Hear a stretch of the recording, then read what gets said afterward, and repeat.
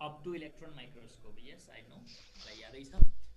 अब अरू केही क्वेसन्सहरू डी ब्रोग्लीसँग कस्तो क्वेसनहरू चाहिँ सोधिरहेछ अथवा के चाहिँ एक्सपेक्ट गर्ने त हामीले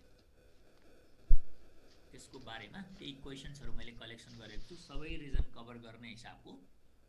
ल एउटा सिम्पल क्वेसन नम्बर 1 बाटै हामी ट्राई गरौँ।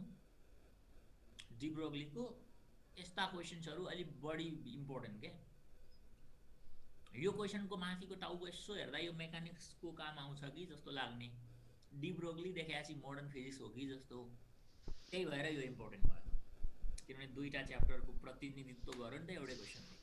सो आफूले पढ्दा पनि यस्ता क्वेसनलाई अलिक बढी इम्फासिस दिने, बढी रिपिट गर्ने, र क्वेसन ब्याङ्क हेर्दा पनि म्याक्सिमम रिपिट यो टाइपको क्वेसनहरू भएको छ। Okay, now you see a particle of mass M, कुनै पनि एउटा मास एम को ठुलो एम भनेपछि ठुलै पार्टिकल होला हैन। मास एम को एउटा पार्टिकल चाहिँ रेस्ट भएछ अरे, it is at rest, decays into two masses, यो ब्रेक भयो, स्प्लिट भयो। डिके भनेको कुहिएर सिद्धिनु भन्ने हैन कि स्प्लिट भएर गयो भन्ने बुझिन्छ। डिसइन्टिग्रेसन भनेको डिके भएर टु अर मोर पार्ट्स जानेलाई डिसइन्टिग्रेसन डिके भन्ने चलन छ। अनि टु मासेस, एउटा मास चाहिँ m1 रे, अर्को मास चाहिँ m2 विथ नन जिरो भेलोसिटीको मतलब त्यो टुक्रिएका दुईटा पिसहरू चाहिँ मुभिङ नै छन् भनेको नि। सपोज यसको भेलोसिटी ल v1 भनौँ, यसको भेलोसिटी v2 भनौँ। एउटा कुनै टुक्रा डङ्ग पड्क्यो, टुक्रा दुईटा निक्लिए, they are move in certain direction, त्यही खालको विथ नन जिरो भेलोसिटी भन्न खोजेको। अनि the ratio of the de Broglie wavelength of the particles भन्छ। पहिला m1 को नाम आएको छ है। अब यो पार्टिकलसँगको डी ब्रोग्ली वेभलेन्थ λ1, यो पार्टिकलसँग associated de Broglie wavelength λ2 because both are moving. यहाँ भन्यो नि त नन जिरो भेलोसिटी भनेर, भेलोसिटी जिरो भए त हाम्रो डी ब्रोग्ली चिप्लिहाल्यो नि, किनभने डी ब्रोग्लीको त λ बराबर s बाई mv हुन्छ। भेलोसिटी जिरो भए त इन्फाइनाइट भइहाल्यो, अनि इन्फाइनाइटतिर रेसियो सोध्यो भने त क्वेसन सोध्दै नै उल्लु हुन्छ हैन। त्यो भएर उसले पहिले चलाकी गरेको नन जिरो भेलोसिटी भनेपछि बोथ आर मुभिङ, मुभिङ छ भने के हुन्छ, they have de Broglie wave and the ratio. अनि पहिला मास m1 अनि त्यसपछि m2 भनेको हुनाले ratio of the de Broglie wavelength भन्दा पनि पहिला चाहिँ अब λ1 अनि त्यस पछाडि λ2, यो रेसियो हामीलाई चाहियो भनेको क्या। अब यहाँ के गर्ने भन्दाखेरि भेलोसिटीको भ्याल्यु मैले मात्रै एजुम्सनमा v1 v2 लेखेको, वास्तवमा क्वेसनले भेलोसिटी दिएकै होइन नि। नन जिरो छ means they are moving but we don't know the value of velocity. अब यस्तो केसमा भनेको त हामीले मेकानिक्सको कोलिजन भन्ने च्याप्टरमा ग्रेड 11 मा पढ्थ्यौँ नि। इनिशियल मोमेन्टम बिफोर विस्फोट is equal to final momentum after विस्फोट, एक्सप्लोजन है। ओके, अब यसको लागि हामीलाई के थाहा छ भन्दाखेरि principle of conservation of momentum हो। त इनिशियल मास रेस्टमा छ भने यसको टोटल मोमेन्टम कति भयो त? मोमेन्टम त मास इन्टु भेलोसिटी हो, मास त m हो तर रेस्ट भएकोले भेलोसिटी जिरो भयो। Total initial momentum must be equal to total final momentum. जुनसुकै केसको विस्फोटमा पनि मोमेन्टम कन्जर्भ हामी गर्न पाउँछौँ, फिजिक्सको ल हो, रुल हो है। अब यसको मोमेन्टम m1 v1 हैन, त्यो मोमेन्टमलाई ल मैले p1 नै लेखिदिन्छु नि, के जान्छ, र अर्कोको मोमेन्टम चाहिँ मैले के भने त p2 भने। अब m इन्टु जिरो त जिरै भइहाल्यो, त जिरो बराबर p1 प्लस p2 भयो। त यो लाइनको इम्प्लिकेसन के त, यहाँबाट त हामीले के पायौँ भन्दा p1 बराबर माइनस p2 पायौँ। यसको मतलब त्यो दुईवटा पार्टिकलहरूको मोमेन्टम अपोजिट भयो, एउटा प्लस भयो अर्को माइनस। भन्नुको मतलब वास्तवमा चाहिँ के हुँदो रहेछ भन्दा कुनै रेस्ट मास टुक्रिएर दुई पार्ट भयो भने एउटा चिज यतातिर गयो भने अर्को चिज इन प्रिन्सिपल यता जानुपर्ने रहेछ क्या। सुरुमा त मलाई थाहै थिएन, एकैतिर गएको बनाइदिएँ होइन। वास्तवमा चाहिँ दे मुभ अपोजिट डिरेक्सन भन्ने भयो, मोमेन्टम अपोजिट छ। अब यसको मतलब दुईवटैको मोमेन्टम त इक्वल भयो कि भएन, p1 बराबर p2 छ। यो माइनस भनेको त डिरेक्सनको कुरा हो नि त, डिरेक्सन अपोजिट भन्नको माइनस भनेको होइन र। तर मोमेन्टमको भ्याल्यु त दुवैको सेम छ नि। ए भने चाहिँ डी ब्रोग्लीलाई चाहिने अचार फेला पर्यो यही हो कसरी भन्दा डी ब्रोग्ली वेभलेन्थ ल्याम्डा भनेको त एच बाई पी हो नि त अनि मोमेन्टम त दुईटैको सेम हुँदो रहेछ त त्यसो भए यो मोमेन्टम पी पनि सेम एच पनि सेम अब सेम कुराको रेसियो त ल्याम्डा पनि सेम अब सेम कुराको रेसियो 1:1 क्लियर एन्सर भयो यसरी है भनेपछि कता कता मेकानिक्सतिर पनि कुरो भयो प्रवीण पौडेल के भनेको भने नि जहिले पनि कुनै कुरा एउटा स्टेसनरी अब्जेक्ट ब्रेक भयो भने 2 या मोर देन 2 पिसमा डिभाइड भयो भने के हुन्छ भन्दाखेरि यो एक किसिमको कोलिजनको केसले पनि हुन्छ हामीले 11 को मेकानिक्समा सिकेको र यस्तो अवस्थामा चाहिँ मोमेन्टम कन्जर्भड हुन्छ मोमेन्टम कन्जर्भड हुनुको मतलब के त मोमेन्टम कन्जर्भडको मतलब बिफोर कोलिजन जे मोमेन्टम हुन्छ आफ्टर कोलिजन त्यही मोमेन्टम भनेर पढ्थ्यौं नि 11 क्लासमा अब यहाँ कोलिजनको केस जस्तै हो एक्सप्लोजन छ यहाँ बिफोर एक्सप्लोजन र आफ्टर एक्सप्लोजन मोमेन्टम इक्वल हुन्छ हामीले न्युटन्स थर्ड लमा पनि त्यही कुरा पढेको हो नि हैन जस्तै एउटा मान्छेले गन बोक्यो गन सुरुमा स्टेसनरी हुन्छ हो अनि त्यसपछि बुलेट गयो यतातिर विथ मोमेन्टम पी बुलेट उता गयो जुन मोमेन्टमले त्यही मोमेन्टमले गन पनि रिक्वेल ब्याक हुन्छ विथ मोमेन्टम पी ड्याश बुलेटको मोमेन्टम पी मानौ गन रिक्वेल ब्याक भएको मोमेन्टम पी ड्याश मानौ पड्किनु भन्दा पहिला त यो गन र बुलेट दुवै रेस्ट थियो कि थिएन थियो अब यसको मतलब रेस्ट थियो भने सुरुको मोमेन्टम 0 थियो पड्किएपछि बुलेटको पी अनि गनको रिक्वेल पी ड्याश त यहाँ बराबर पी बराबर माइनस पी ड्याश आयो यसको मतलब bullet and gun move in opposite direction हैन यसको आन्सर 1:1 भइसक्यो त एक्ज्याक्ट कसले के लेख्यो यहाँ its answer is 1:1 because they both have what equal momentum exact 1:1 हुन्छ कि 1:-1 हुन्छ रेसियोमा माइनस कहिले लेखिन्न है ख्याल गर्ने त्यही भएर यसको आन्सर हुन्छ 1:1 रेसियोमा कहीँ कसैले नेगेटिभ देखाएको छ र रेसियोमा नेगेटिभ लेख्यो भने त्यसको अर्थै हुँदैन त्यो senseless information -3/4 what does it mean कसले भन्न सक्छ कसैले सक्दैन यो माइनस कसको 3 को कि 4 को दुईटैको हो भने काटिनु पर्ने नि त सो फ्र्याक्सनमा माइनस आयो भने यसले सेन्स दिँदैन सेन्सलेस इन्फर्मेसन सो हाम्रो एन्सर 1:-1 होइन 1:1 हो ल यो कुरो सिद्धियो हरेक विस्फोटमा मोमेन्टम कन्जर्भ हुन्छ भन्ने कन्सेप्ट लिने अनि कता न कता मोमेन्टमको एउटा सम्बन्ध आइहाल्छ अनि त्यही मोमेन्टमलाई ल्याम्डासँग कोरिलेट गर्ने डी ब्रोग्ली छँदैछ हामीसँग अब अर्को अलिकति फरक टाइपको एरिया हो त यी अप्सनमा भएका पार्टिकलहरुसँग चिन्जान भयो हिजो धेरै हदसम्म प्रोटोन थाहा छ हैन अल्फा भनेको हिलियमको न्यूक्लियस हो थाहा छ न्यूट्रन पनि थाहा भयो बीटा पार्टिकल मोडर्न फिजिक्समै अलि पछाडीको च्याप्टरहरुमा आउँछ अहिले सिम्पली बीटा पार्टिकल भनेको इलेक्ट्रोन नै भनेर बुझौं इलेक्ट्रोन नै हो बीटा भनेको तर coming out from the nucleus अचम्म लाग्छ यो सुन्दा पनि तर आउँछ हामी पछि रेडियो एक्टिभिटीमा पढ्छौं कमिङ आउट फ्रम न्यूक्लियस बडा अचम्मको जादु छ के यहाँ चमत्कार किनभने हामीले बच्चा बेलादेखि नै पढेको न्यूक्लियस भित्र त प्रोटोनहरु हुन्छ न्यूट्रनहरु हुन्छ तर इलेक्ट्रोन न्यूक्लियसमा हुँदैन हुँदैन भनेर प्रुफ पनि गर्छौं हामी है तर रेडियो एक्टिभिटी भन्ने एउटा फेनोमेननमा चाहिँ न्यूक्लियस भित्रबाट इलेक्ट्रोन बाहिर निस्किएर भाग्छ के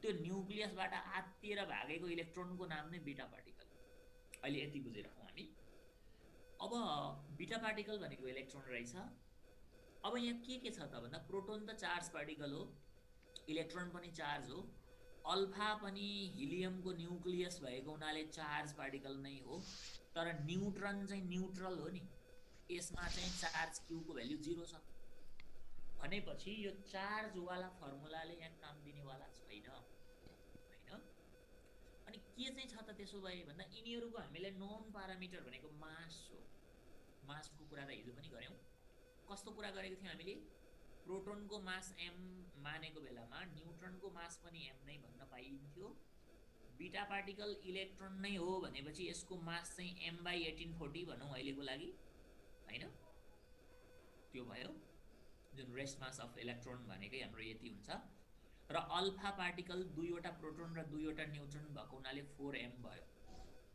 हो।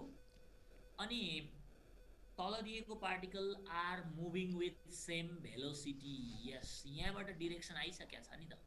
भेलोसिटी सेम भन्ने बित्तिकै भेलोसिटीवाला फर्मुलामा ध्यान पुर्याउने, ल्याम्डा बराबर h/mv। अब के बुझ्नु पर्यो भन्दाखेरि म्याक्सिमम डिब्रोग्ली वेभलेन्थ कसको त एन्सर आइसक्यो होला। m/1840 भनेको इलेक्ट्रोनको, हिजो मैले लेखाएको त नि, हिजोको टेबलमा छ। अब हेरौँ त यहाँ h त दुवैको लागि कन्स्टेन्ट हो, यो दुवैलाई सेम नै छ हो। भेलोसिटी v पनि सेम नै छ अरे। त्यसो भए त ल्याम्डा यो प्रब्लमको लागि त इन्भर्सली प्रोपोर्सनल टु मास हुने भयो क्या। सो कसको ल्याम्डा बढी भन्ने कुराको डिसिजन चाहिँ मासले गर्ने भयो। त जसको मास कम छ उसको ल्याम्डा बढी। त प्रष्ट रूपमा देखियो कसको, बीटाको, किनभने उसको मास धेरै नै कम छ, इलेक्ट्रोन एकदमै हलुका हुन्छ। So your answer is B. Okay, अब अझै सोचौँ त यसमा।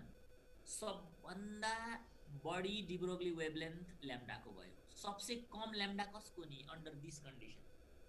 यही कन्डिसनमा ल्याम्डा कम चाहिँ कसको? ओके, अप्सन सी, बिकज मास यसको एकदम बढी छ। र ए बराबर डी, ए को र डी को ल्याम्डा चाहिँ अहिले सेम हुन्छ। कारण के हो? उनीहरूको मास पनि सेम छ, अनि प्रब्लमले नै सेम भेलोसिटी भनेकै छ, एच पनि सेम छ। त्यसैले प्रोटोनको ल्याम्डा र न्युट्रोनको ल्याम्डाको रेसियो भन्यो भने अहिलेको लागि 1:1 हुने गर्छ, किनभने एम पनि सेम छ, सेम भेलोसिटी क्वेसनले नै भनेकै छ। सो जे सेम भन्छ नि त्यही फर्मुला फलो गर्ने। हामीसँग ल्याम्डाको फालाफाल फर्मुला छ नि हिजोको, होइन र? मैले त्यत्रो धेरै फर्मुला राखिदिएको छु। ओके, अब अर्को टाइपमा हामी जाउँ, नम्बर 3। यो टाइपको क्वेसन चाहिँ धेरैजनाले मिस्टेक गरेका छन्। के सोधेको मेलोमेसो पाउँदैन, धेरै पटक रिपिट क्वेसन पनि हो यो। अलिकति सोचौँ त यसको बारेमा।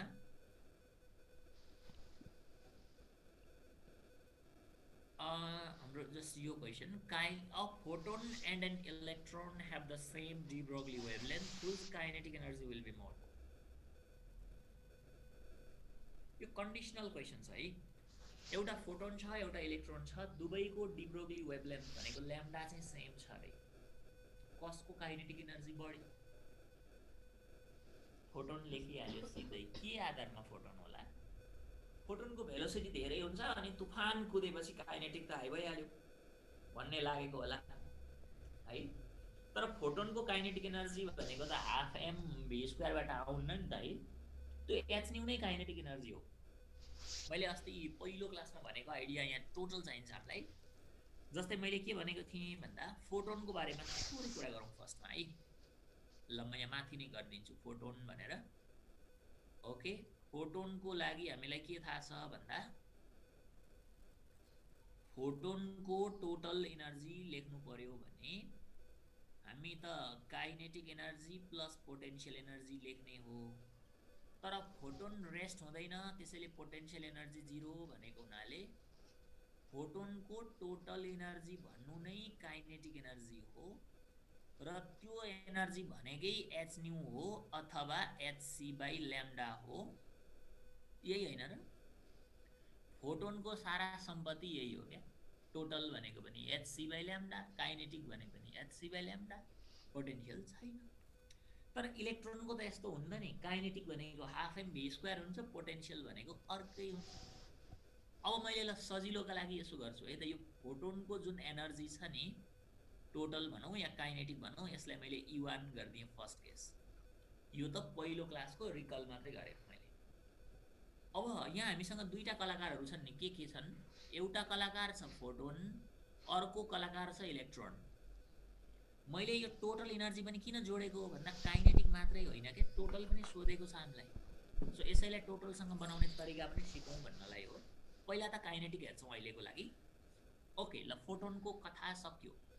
अब इलेक्ट्रोनको कुरा गरौँ त एकपटक। ल इलेक्ट्रोनको लागि त अब क्वेसनले काइनेटिक सोधेको छ। इलेक्ट्रोनको काइनेटिक एनर्जीलाई मैले ल E2 मान्छु है त, फोटोनकोलाई मैले E1 माने नि, ठीक।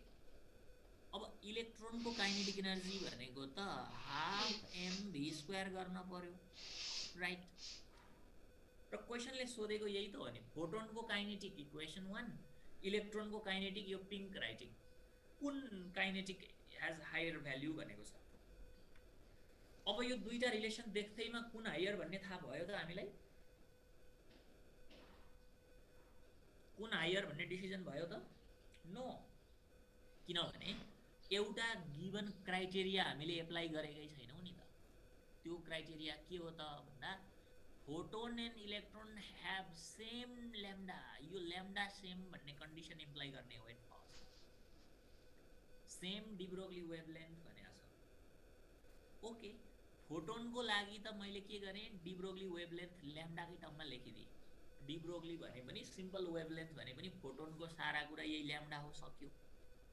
अब इलेक्ट्रोनको काइनेटिक एनर्जीलाई पनि पहिला ल्याम्डाको टर्ममा त लानु पर्यो नि, अनि पो ल्याम्डा सेम हो भने अहिले रेसियो गर्दा या सब्स्टिट्युट गर्न हामी पाउँछौँ। सो म यहाँ अलिकति थोरै अगाडि बढ्छु है त। यहाँनिर मैले हाफ लेखेँ, यो एमलाई ल्याम्डातिर लान पाए सजिलो हुन्थ्यो। त हामीले हिजो पढेको के छ, ल्याम्डा भनेको h/mv हुन्छ। त्यसो हो भने m बराबर यहाँबाट h/λv लेख्न पाइयो। ल, मैले m को ठाउँमा लेखेँ h/λv अनि यहाँ रह्यो v²। अब यो एउटा v र यो एउटा v क्यान्सल गर्न पाइयो हैन त? Then what can we do, half अनि hv/λ भयो। This is equation number 2, half hv/λ। अब now you can divide. Equation 1 मा लार्जर भ्याल्यु छ कि इक्वेसन 2 मा लार्जर भ्याल्यु छ, सोचौँ त, अनि एन्सर आइहाल्यो।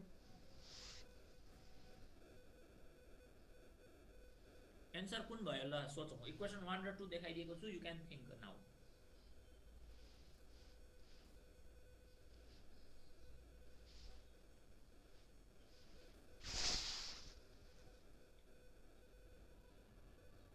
यसको मतलब हाम्रो अप्सन कुन भयो, राइट अप्सन?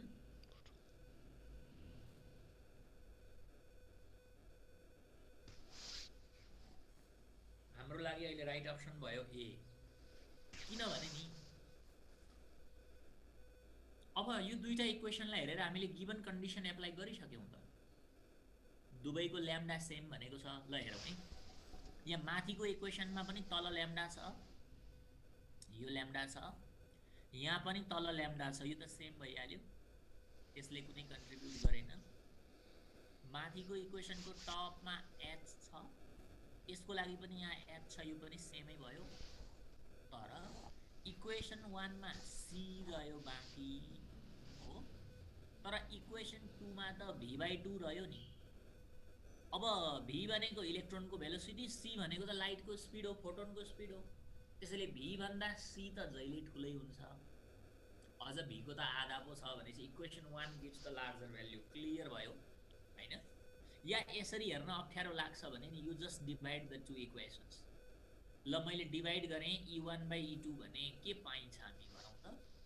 hc/λ छ माथिपट्टि, hc/λ, अनि तलतिर चाहिँ छ hv/2λ।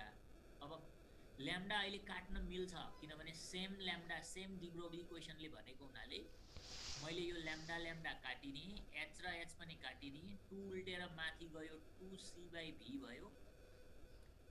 v भन्दा c जहिले ठुलो हो हैन र माथि ठुलो छ भने यो क्वान्टिटी ग्रेटर देन 1 भयो। त्यो ग्रेटर देन 1 हुनु भनेको के हो त, यो दुईटा कुराको रेसियो चाहिँ ग्रेटर देन 1 भयो नि त। e1/e2 चाहिँ ग्रेटर देन 1 हुनुको मतलब रेसियो मोर देन 1 हुन्छ भने माथिको ठुलो, या यसलाई हामीले क्रस मल्टिप्लाई गर्यौँ भने e1 ग्रेटर देन e2 हुन्छ।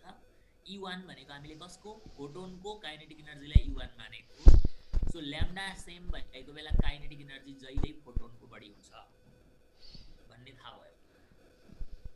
तर यो एउटा रुलको रूपमा सम्झिनुपर्छ हामीले। यो जस्तै नि, यो क्वेसन फोटोन र इलेक्ट्रोन मात्रै भनेर सोध्दैन, a photon and a proton भनेको भए पनि एन्सर यही हो। अ फोटोन एन्ड अ कुकुर भनेको भए पनि यही हो। किनभने एउटा चाहिँ फोटोन हो भने अर्को चाहिँ पार्टिकल हो के। फोटोन र मेरो डी ब्रोग्ली वेभलेन्थ सेम छ भने काइनेटिक एनर्जी कसको बढी भन्यो भने जहिले फोटोनको बढी भन्ने रहेछ। यो एउटा डमी क्वेसन हो।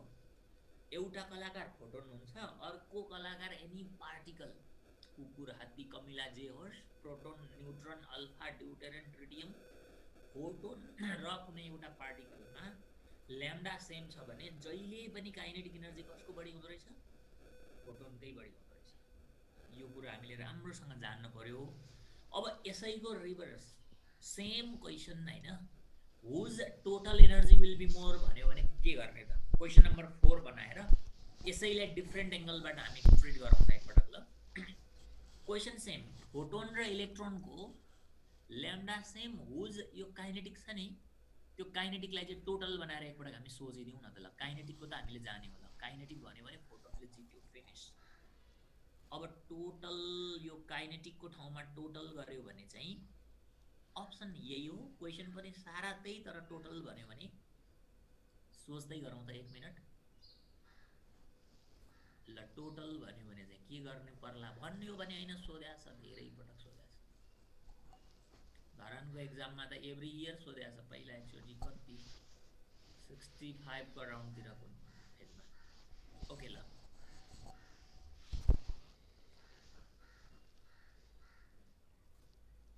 टोटल भन्यो भने कसको बढी होला? अनुमान लेखी हेरौँ त हामीले कतिको अन्दाजिफिकेसन गर्न सक्छौं।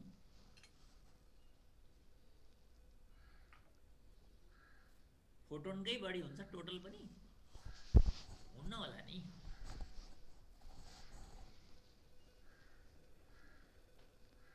अनि टोटल निकाल्नलाई त काइनेटिकमा पोटेन्शियल पनि जोडिन्छ इलेक्ट्रोनको लागि। फोटोनको त टोटल भने पनि काइनेटिक भने पनि यही हो। सो पोटेन्शियल जोडेको कारणले इलेक्ट्रोनले जित्छ कि जस्तो लागेको के मलाई चाहिँ। फोटोनकै हो भन्छ त कुणाल कुमार यादवले, हो र होइन होला? फोटोनको स्पिड एकदम धेरै छ, त्यही भएको हुनाले फोटोनले जहिले जित्छ। फोटोनको कम्पिटिटर कोही छैन भन्ने पो हो कि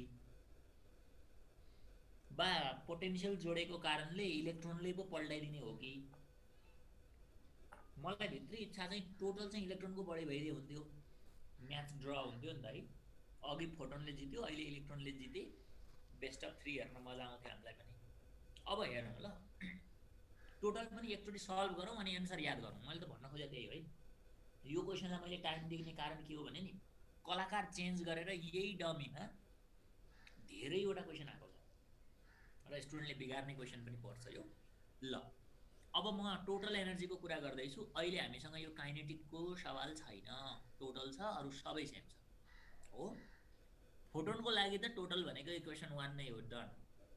तर इलेक्ट्रोनको लागि त फरक हो। अब इलेक्ट्रोनको लागि टोटल एनर्जी मैले E2 नै भने अघि नैको जस्तो, ल यहाँ माथिकै केसको ल E2 नै भनौँ। अब टोटल हो भने काइनेटिकमा पोटेन्शियल जोड्ने हो, थाहा छ त्यति कुरा चाहिँ। तर पोटेन्शियल एनर्जी निकाल्नको लागि डिस्टेन्स त चाहियो नि त। जुनसुकै पोटेन्शियल होस्, ग्राभिटेसनल हो भने mgh डिस्टेन्स आयो, इलेक्ट्रोस्टैटिक्स हो भनेदेखि q1 q/4πε0 r चाहियो, डिस्टेन्सै चाहियो। हरेक पोटेन्शियल एनर्जीलाई डिस्टेन्स चाहियो क्या। डिस्टेन्सका लागि फिक्स्ड पोजिसन हुनु पर्यो, हामीले कुरा गरिसकेका छौँ नि अस्ति है। अब त्यसको मतलब यहाँ डिस्टेन्सको केही अत्तो पत्तो छैन। Where is the electron we don't know, सोर्सबाट कति नजिक कति टाढा छ हामीलाई थाहा छैन। त्यसो हुनाले we cannot get the potential energy. अब हामी पाउँदैनौँ भन्दैमा पोटेन्शियल एनर्जी छैन भन्ने त होइन नि फेरि। तर यो डाटा अनुसार पोटेन्शियल एनर्जीको भ्यालु निकाल्न हामी सक्दैनौँ। नसके पनि पोटेन्शियल एनर्जी 0 त होइन। त्यसो हुनाले के गरेर टोटल निकाल्ने त भन्दा हामीसँग अरू कुनै विकल्पै छैन। पोटेन्शियल निकाल्नको लागि डाटा भएको भए, डिस्टेन्स भएको भए पोटेन्शियल निकालेर अघिको काइनेटिकमा जोडिन्थ्यो। डिस्टेन्स छैन, त त्यस्तो अवस्थामा टोटल एनर्जी निकाल्नु पर्यो भने सिधै इलेक्ट्रोनको मास m हो र उसँग एसोसिएटेड टोटल एनर्जी भनेको अल्टिमेटली यही नै त हुन्छ नि, kinetic plus all available potential energy साराको सम गर्यो भने टोटल एनर्जी भनेको mc² नै हुन्छ। उपाय पनि त छैन नि अर्को. We don't know how to calculate हैन पोटेन्शियलको डिस्टेन्सहरु दिएको छैन. सो यहाँबाट पनि कुरा त उही हो नि, ल्याम्डा सेम छ भने अघिको जस्तो m को ठाउँमा h by lambda v गरौँ त, h by lambda v गरौँ. अनि यहाँनेर c स्क्वायर छँदैछ. Now it is equation number 2. सकि त गयो कुरा. अब now you compare which equation gives the larger value. अघि नैको जस्तै माथि h छ, यसको पनि माथि h छ, सेम भइहाल्यो. माथि एउटा c छ, तल पनि ल एउटा c लाई यो लिदिउँ हैन, c स्क्वायर मध्येको एउटा c लिदिउँ. यो माथिको ल्याम्डा र तलको ल्याम्डा पनि त्यही भयो. त्यसो भए अपर इक्वेसनमा के बच्यो त 1 मात्रै बाँकी रह्यो. तर तलको इक्वेसनमा c by v भयो र c by v त ग्रेटर देन 1. यसको मतलब mc स्क्वायर आइन्स्टाइनले भनेको कुनै पनि मासको एसोसिएटेड टोटल एनर्जी भनेको mc स्क्वायर हुन्छ. आइन्स्टाइनको फर्मुला हो यो. हामी पछि मोडर्न फिजिक्सकै पछिल्लो सेक्सनमा आउँछ भने यो न्युक्लियर फिजिक्सतिर. अहिले जस्ट सम्झ्यौँ हामीले है. आइन्स्टाइनको रिलेसन E बराबर mc स्क्वायर त थाहा छ. ओके, अब यो हेरौँ न. यो दुईटालाई हामीले अघि जस्तो डिभाइड गरेर सोचेको भए पनि हुन्थ्यो. डिभाइड नगरी हेर्दा पनि थाहा भइहाल्यो. इक्वेसन 2 मा मोर देन 1 छ भने इक्वेसन 1 मा 1 त छ नि, सेम कुरा हटाएपछि हैन. यहाँ झुकिन्छ भने you just divide them. e2 by e1 मैले गरे भने e2 भनेको hc square by lambda v, अनि यो चाहिँ नि hc by lambda सेम जति छ भने यहाँ खुकुरी निकालेर छिनाइदिने हो. h गयो, c गयो, lambda गयो, बाँकी रह्यो के त c by v greater than 1 भयो. ठुलो बाई सानो न ग्रेटर देन 1 हुन्छ. देन e2 चाहिँ ग्रेटर भयो. अहिले e2 इज द इलेक्ट्रोनको भयो. त्यसैले टोटल इनर्जी चाहिँ पार्टिकलको ठुलो हुँदो रहेछ. काइनेटिक इनर्जी भन्यो भने चाहिँ फोटोनको ठुलो हुँदो रहेछ. यो एकदम मूल मन्त्र. यो कुरा हामीले जान्नै पर्यो. अब यति जानिसकेपछि नि यही कुरालाई उल्टो तरिकाले पनि सोधेको छ. के छ उल्टो तरिका? म यो हटाउँछु है त स्क्रिन. अहिले हामीले कसरी क्वेशन यो सल्भ गर्यौँले दुईटैको के त same de Broglie wavelength, lambda same भए हुज काइनेटिक मोर. र यही क्वेशनलाई हामी फरक एंगलबाट ट्रिट गरौँ त एकपटक. यो फोटोन र इलेक्ट्रोनको काइनेटिक एनर्जी अफ फोटोन बराबर काइनेटिक एनर्जी अफ इलेक्ट्रोन भए चाहिँ हुज ल्याम्डा ग्रेटर. लौ जाता यस्तो क्वेशनहरु पनि हुन्छ. अब हामीलाई के को डर हैन र? अघि ल्याम्डा सेम भए कसको काइनेटिक एनर्जी बढी भन्ने थाहा भयो. अब काइनेटिक चाहिँ सेम भए हुज ल्याम्डा मोर अरे के. सकिन्छ होला गर्नलाई. 1 मिनेट टाइम दिए मैले ल त. यही क्वेशन नम्बर 3 मा तर डी ब्रोग्ली सेम नभएर काइनेटिक सेम भए ल्याम्डा चाहिँ कसको बढी रे. ल 1 मिनेट ट्राई गरौँ त.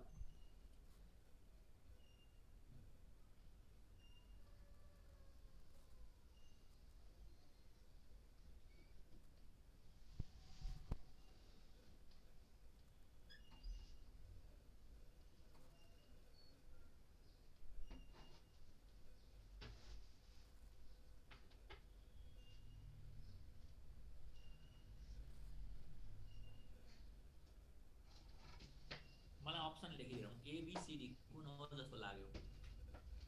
फोटोनको ल्याम्डा बढी जस्तो लाग्यो.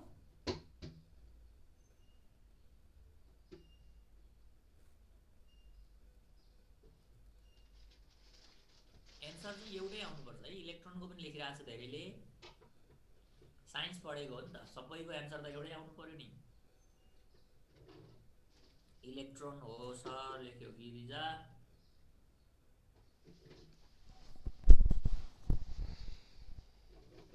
ओके, मोर देन 70% चाहिँ इलेक्ट्रोनतिर ढल्क्यो एन्सर. फोटोन लेख्ने मान्छे पनि प्रशस्तै भेटे है मैले त. एउटा पो हुन्छ त नि. सोचौँ राम्रोसँग सोचौँ.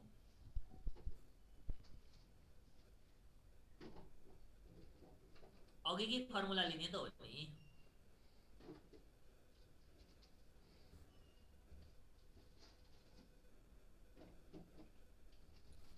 काइनेटिक सेम छ भने हुज ल्याम्डा ग्रेटर फोटोन र इलेक्ट्रोनको लागि.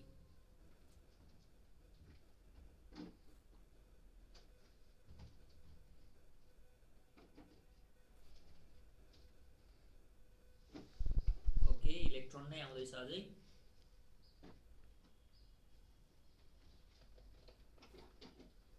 ए भनेको फोटोन पनि आयो ल कबिनाबाट ए पनि आयो फोटोन इलेक्ट्रोन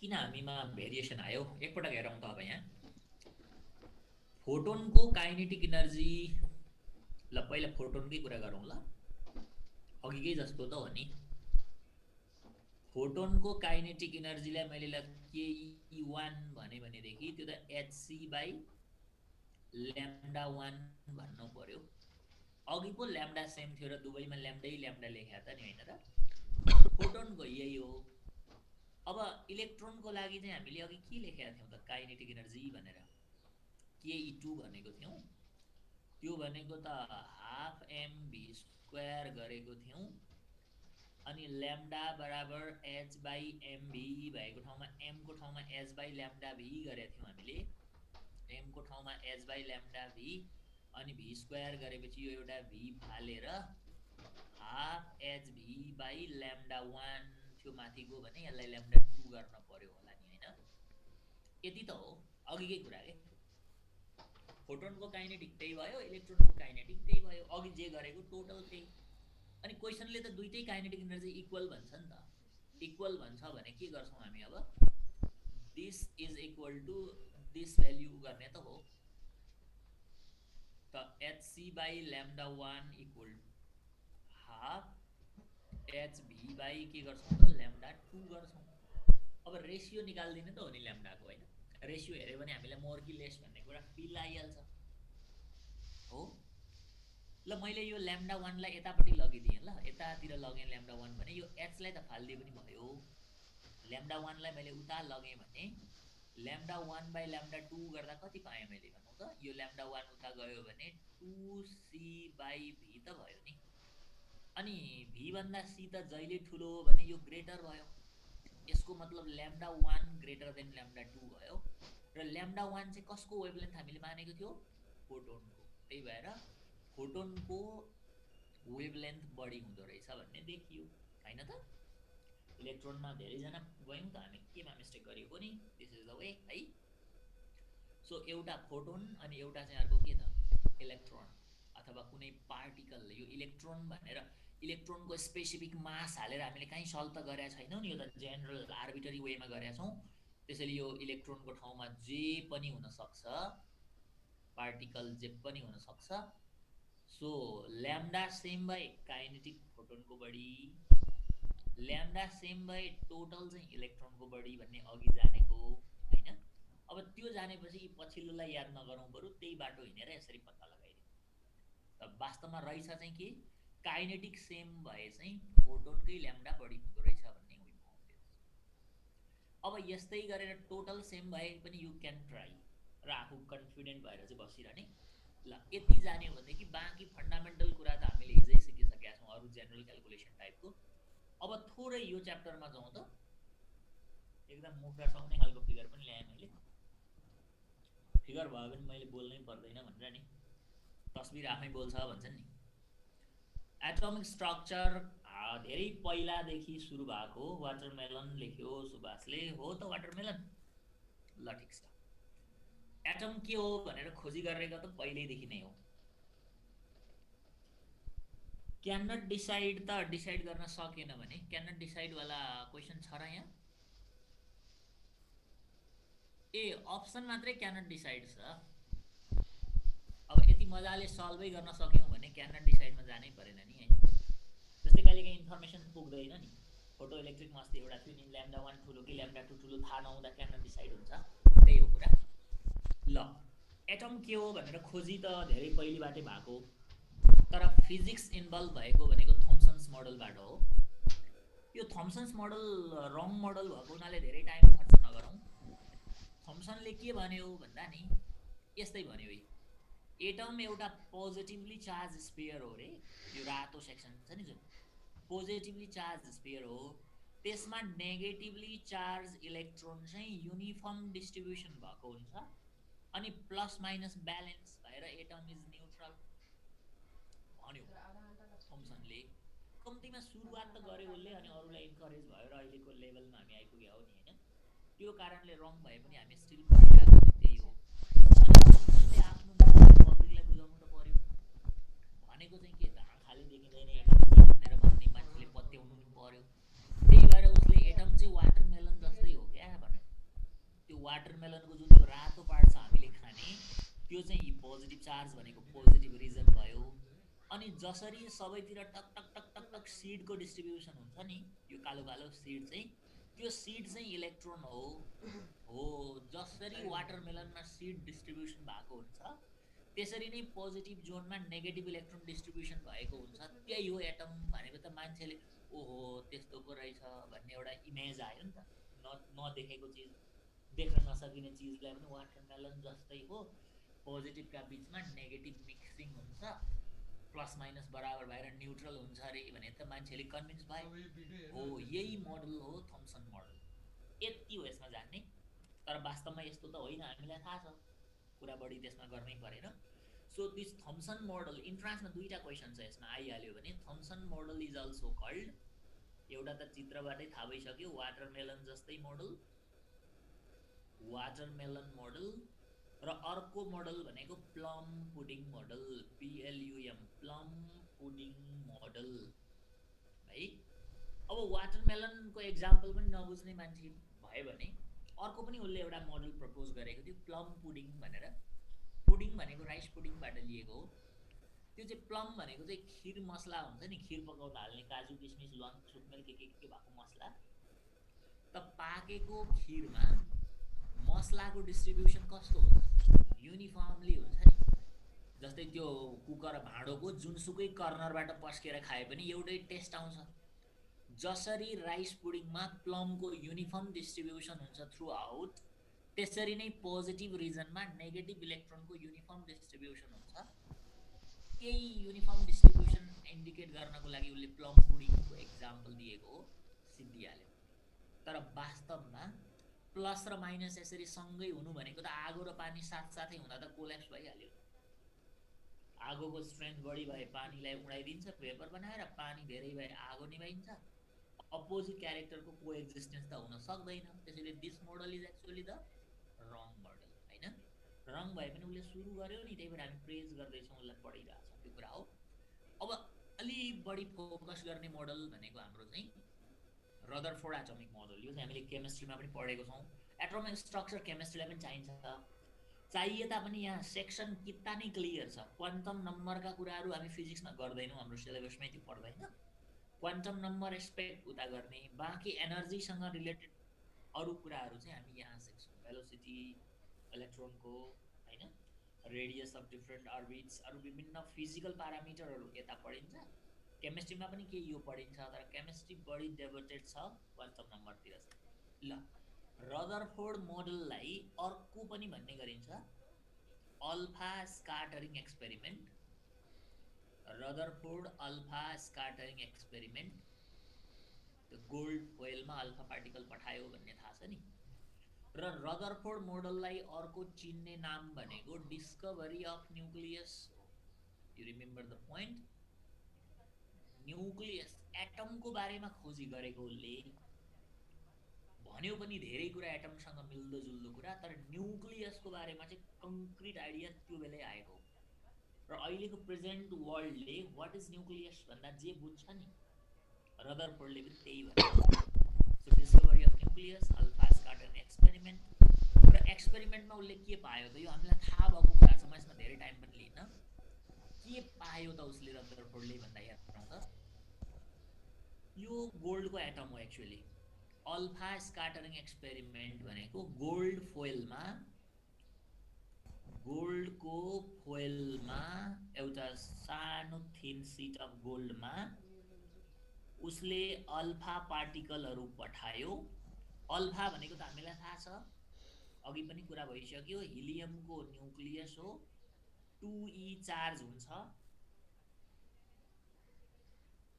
अरू थ्योरीहरू भए पनि फिजिक्स इन्भल्भ भएको मात्रै हामी डिस्कसन गर्नुपर्छ हाम्रो सिलेबसमा। थम्सन, रदरफोर्ड, बोर, बोरदेखि पछाडि पनि छन् अरूहरू, समरफेल्ड मोडल छ, भेक्टर एटम मोडल छ, तर हाम्रो कोर्स त्यहाँसम्म पुग्दैन, बिस्तारै लेभल हायर लेभल जाँदै गएपछि ती पढ्ने हो।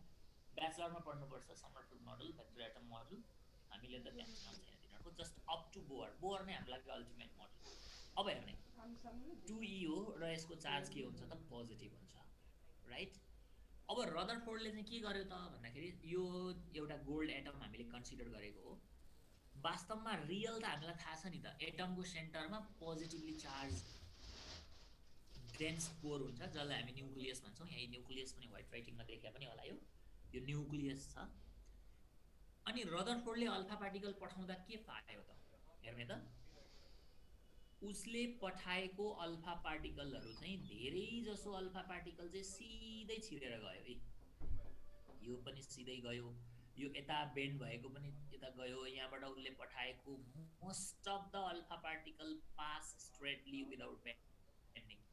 धेरै जसो अल्फा चाहिँ सिधै छिरेर गयो। अनि कुनै कुनै अल्फा पार्टिकल चाहिँ के भएको छ हेरौँ त, अलिकति लार्ज एङ्गलले डेभिएट भयो र भेरी फ्यु अल्फा पार्टिकल चाहिँ त्यही डिरेक्सनमा ब्याक भयो। उसको फाइन्डिङ अल टुगेदर यति नै हो क्या, होइन त। मोस्ट अफ द अल्फा सिधै छिरेर गयो, केही लेस नम्बर अफ अल्फा अलिकति लार्ज एङ्गलले स्क्याटर भयो, डेभिएट भयो, र अति नै फ्यु नम्बर अफ अल्फा चाहिँ 180 डिग्रीले नै रिटर्न ब्याक भएको पाइने। अब यसबाट पनि केही क्वेसन्सहरू इन्ट्रान्समा छ, फिगरवाला क्वेसन। यो यस्तै डायग्राम दिएको हुन्छ अनि यो सिधा छिरेकोलाई ए लेख्यो, अनि यो लार्ज एङ्गलले डेभिएट भएकोलाई बी लेख्यो, र 180 ले ब्याक भएको नम्बरलाई सी लेख्यो भने which is the maximum number, A B कि सी म्याक्सिमम चाहिँ फिगरबाटै प्रष्ट भइसक्यो। म्याक्सिमम नम्बर सिधै जान्छ, अनि अलिकति कम नम्बर लार्ज एङ्गलले डेभिएट हुन्छ, र 180 ले फर्किने नम्बर चाहिँ लिस्ट हुन्छ if found it's right. Okay, यो हो एउटा रिजल्ट। अब के कारणले भयो होला त, थोरै सोचौँ यसको बारेमा। धेरै जसो अल्फा पार्टिकल चाहिँ सिधै गयो, उसले जुन क्रस सेक्सन जुन एरियाबाट पठाएको थियो यतापट्टि अगाडि एउटा जिङ्क सल्फाइड कोड गरेको स्क्रिन राखेको थियो ट्याक्क यो अल्फा रिसिभ गर्नको लागि। अनि मोस्ट अफ द अल्फा चाहिँ सिधै गएको पायो उसले। भन्नुको मतलब एटमको धेरै जसो भाग चाहिँ खाली रहेछ भन्ने बुझ्यो नि, किनभने अल्फा पार्टिकललाई डिस्टर्ब नै गरेन, धेरै जसो अल्फा अनडिस्टर्ब स्क्रिनमा पुग्यो भने एटम लगभग खाली चिज हो, होइन। अनि कुनै कुनै अल्फा चाहिँ लार्ज एङ्गलले डेभिएट भयो। यसको मतलब के भन्दा एटमको सेन्टरमा चाहिँ पोजिटिभ चार्ज हुनै पर्छ भन्ने कुराको प्रुफ भयो। किनभने नि यदि सेन्टरमा नेगेटिभ भइदिएको भए त हाम्रो पोजिटिभ चार्जवाला अल्फालाई त उसले क्याप्चर गर्थ्यो, किनभने प्लस माइनस अपोजिट चार्ज त एट्र्याक्ट हुन्थ्यो।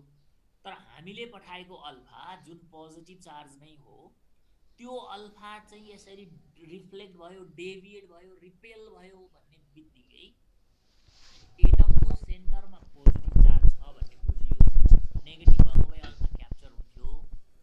अनि तर यसरी डेभिएट हुने, लार्ज एङ्गलले डिफ्लेक्ट हुने सङ्ख्या चाहिँ कम छ।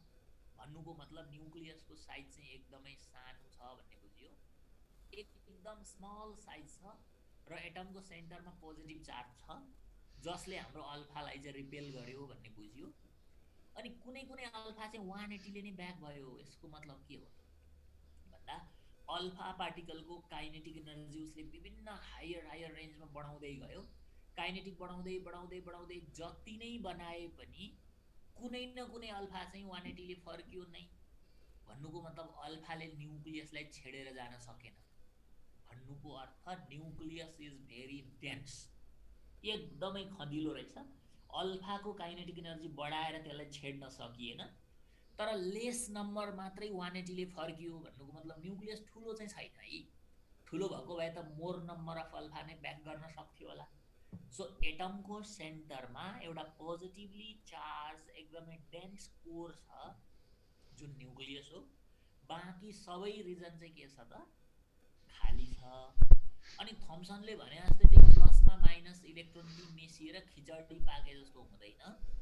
इलेक्ट्रोन चाहिँ बाहिर अर्बिटमा, सर्कुलर अर्बिटमा वरिपरि घुमिराखेको हुन्छ, प्लससँगै अथवा न्युक्लियससँगै इलेक्ट्रोन हुँदैन। यति कुरा रदरफोर्डले भनेको, यो त हामीलाई सबैलाई थाहा भएकै चिज हो। सो माथिको र तलकोमा के भयो भन्दा जस्ट एउटा डिस्ट्रिब्युसन स्पेरिकल्ली भन्नेसम्म मात्रै मिल्यो, तर प्लस र माइनस सँगै मिक्सअप होइन रहेछ। इलेक्ट्रोन बाहिर सर्कुलर अर्बिटमा घुम्दैछ, कुरो सिद्धि। त्यसो भए रदरफोर्डको केही फ्याक्टहरू हामी टक टक टक पोइन्ट वाइज नोट गरौँ त। डिस्कभरी अफ न्युक्लियस हो भने उसले के भन्यो त भन्दा न्युक्लियसको फाइन्डिङ हो उसले मेन भनेको त।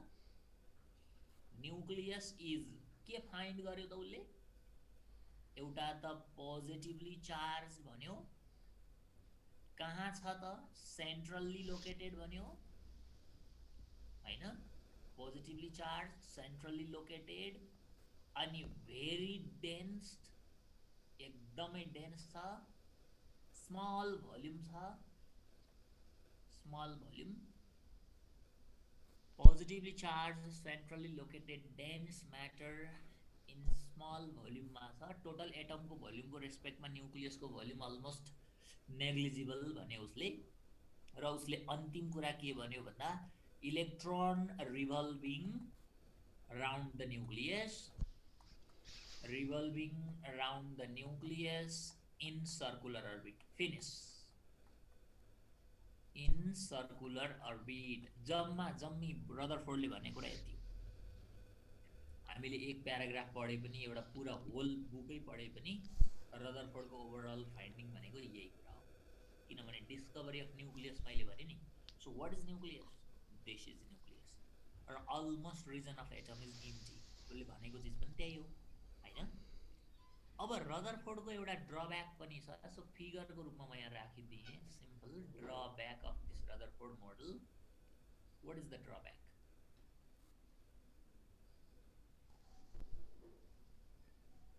केही सुनेको छ ड्रब्याकको बारेमा? केही भन्न सकिन्छ? यसो एउटा वर्डमा भन्न सक्छ भने केही लेखी हेरौँ त। What you know about the drawback?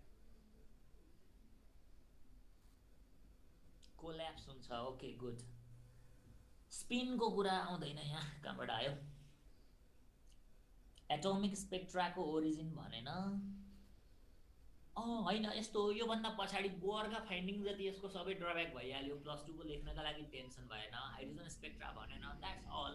तर सिम्पली स्ट्रेटली भन्दा यस म्याक्सवेल थ्योरी धीरज कुमारले कुरा ल्यायो। ओके, के भन्यो भने नि इलेक्ट्रोन भनेको नेगेटिभली चार्ज पार्टिकल न्युक्लियसमा हुँदैन, सर्कुलर अर्बिटमा घुम्दै गर्छ भन्यो।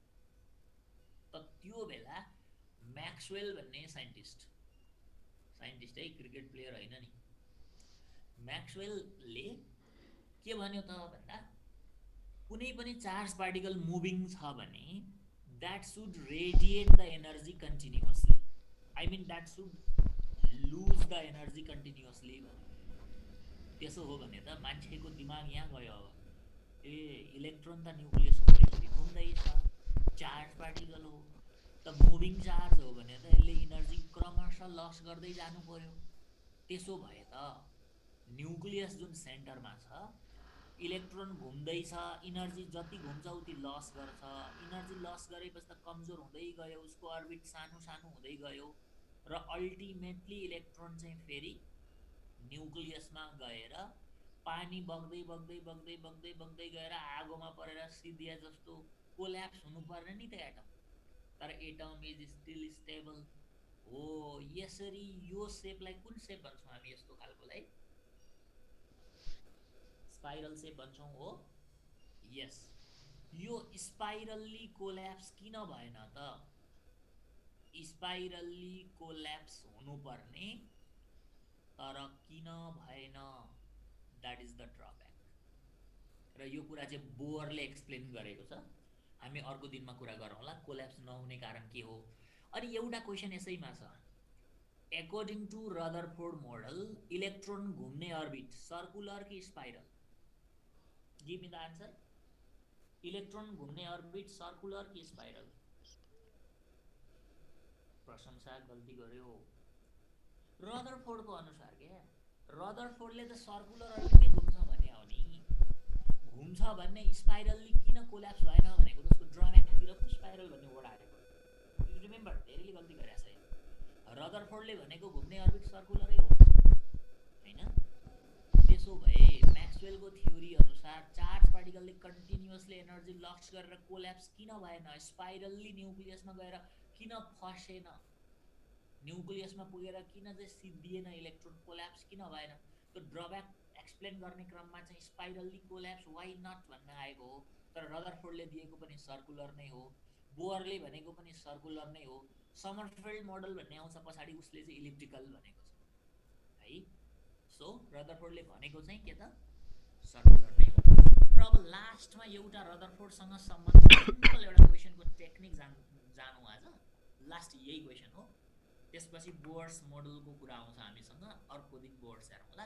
जस्ट यो क्वेसनको बारेमा सोचौँ एकपटक।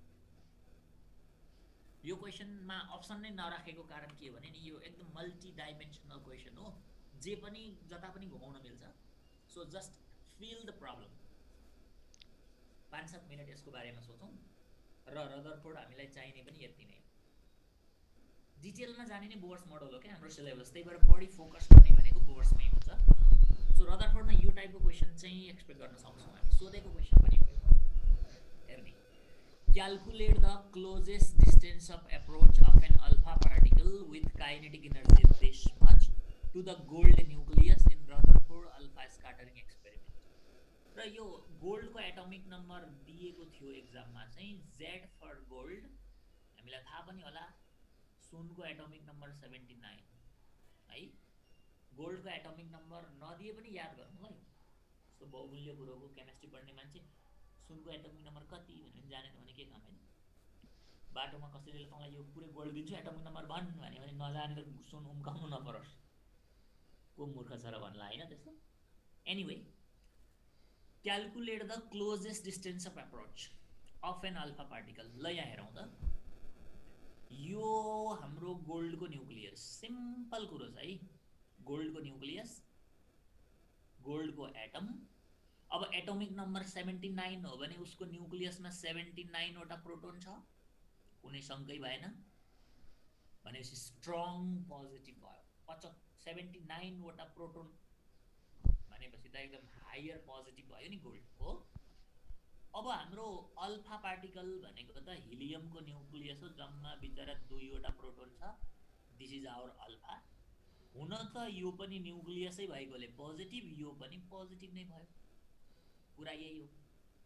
अब हाम्रो प्रब्लमले के भनेको भने नि, दुईटै पोजिटिभ पोजिटिभ हो भने यिनीहरूको बिचमा रिपल्सन छ, यसमा शङ्कै छैन। रिपल्सन हुँदाखेरि अब ठुलोले नै सानोलाई हेर्ने हो हैन।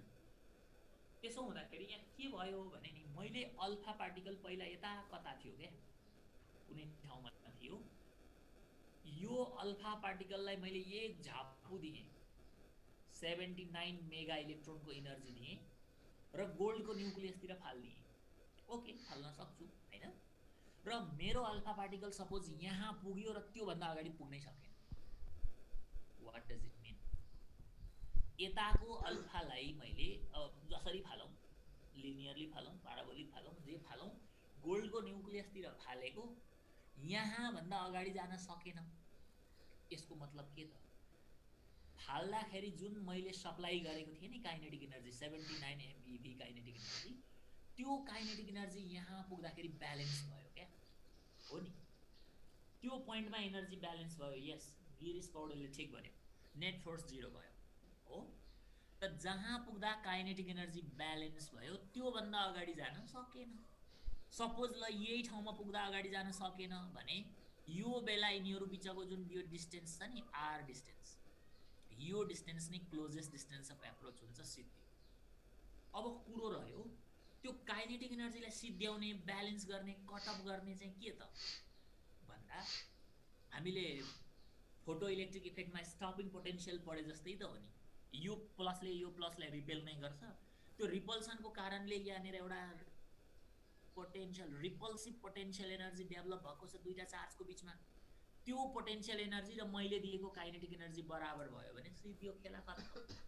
जुन EVS बराबर काइनेटिक एनर्जी गर्थ्यौँ नि स्टपिङमा, कन्सेप्ट अलमोस्ट त्यही।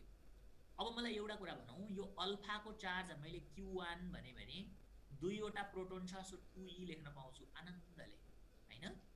अब यसको चार्जलाई मैले Q2 भने 79 वटा प्रोटोन भएकोले 79E भन्छु, दुईटै पोजिटिभ छ। अब हामी के गर्न पर्यो भन्दा काइनेटिक एनर्जी जुन मैले दिएको छु नि त्यो काइनेटिक एनर्जी र यो दुईवटा बीचको जुन रिपल्सिभ पोटेन्शियल एनर्जी ब्यालेन्स भयो यो पोइन्टमा पुग्दा भने त्योभन्दा अगाडि बढ्न सकेन। सो यो डिस्टेन्सको नाम नै के त क्लोजेस्ट डिस्टेन्स अफ एप्रोच, सबसे नजिक कतिसम्म जान्छ भन्ने कुरा यही हो। त यसको लागि हामीले स्टार्टिङ कहाँबाट गर्छौँ भन्दा supplied kinetic energy must be balanced by the potential energy between the two charge. त्यो कसरी डेभलप भएको त रिपल्सनको कारणले गर्दा। अब कुरो रह्यो दुईटा चार्जको बिचको पोटेन्शियल एनर्जी कति हुन्छ हेरौँ है त। यो जुन Q1 Q2 by 4 pi epsilon naught R square लेखेँ भने यो के भयो फोर्स भयो। फोर्सलाई मैले डिस्टेन्सले मल्टिप्लाई गरेँ भने त्यो के भयो फोर्स इन्टु डिस्टेन्स गऱ्यो भने वर्क डन भयो। वर्क डन भनेको सिम्पली के हो त त्यो इनर्जी नै हो। र यो energy setup because of this distance r हो नि। त पोजिसनको कारणले एउटा आर मैले काटेँ भने पोजिसनको कारणले सेटअप भएको यो जुन एनर्जी छ energy because of the position is the potential energy itself. So this is the potential energy that is Q1 Q2 by 4 pi epsilon naught r. एउटा आर त क्यान्सल भयो है। त काइनेटिक एनर्जी बराबर के भन्न सकिन्छ अरे Q1 Q2 by 4 pi epsilon naught R भयो। Now problem is solve. किनभने Q1 थाहा छ Q2 थाहा छ 1 बाई 4 पाई एप्सिलन नट त कन्स्टेन्ट क्वान्टिटी हो भ्याल्यु नै थाहा छ and kinetic energy is given त्यो पनि थाहा छ। त यहाँबाट आर निकाल्यो भने कुरो काने सिद्धिहाल्यो है। अब सल्भै गर्नु पर्यो भने okay you just put the value and try समवाट, अथवा एकपटक ल एक दुई लाइन गरी पनि हेरौँ न त। यो काइनेटिक एनर्जी 79 छ हो। मेगा भनेको त त्यसलाई हटाउनलाई 10 को पावर 6 गर्नु पर्यो। अनि इलेक्ट्रोन भोल्ट छ त्यसलाई जुलमा लान 1.6 into 10 to the power minus 19 गर्नु पर्यो। Q1 भनेको 2E भयो, Q2 भनेको 79E भयो। अनि एउटा कुरा हामीलाई थाहा छ नि यो जुन छ नि 1 बाई 4 पाई एप्सिलन नट, यो 1 बाई 4 पाई एप्सिलन नटको त डल्लै एउटा भ्याल्यु हुन्छ नि 9 इन्टु 10 टु द पावर 9 हुन्छ यो हो। अब तलतिर के रह्यो त भन्दा आर रह्यो।